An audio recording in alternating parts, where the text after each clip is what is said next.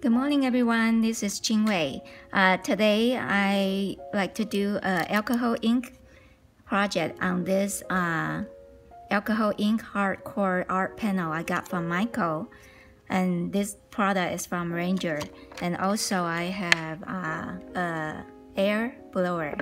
Okay, so today, the inspiration is from the tulips. So I'm going to paint one single tulip. Okay, so I will put the tools I use in this video on the screen.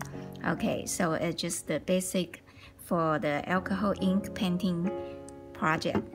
And then I will also put the color choices I use for today on the screen as well. Let's get started.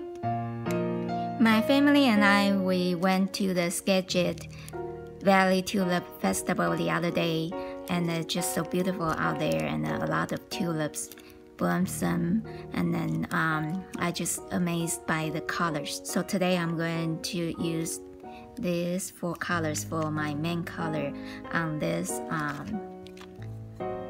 hexagon panel.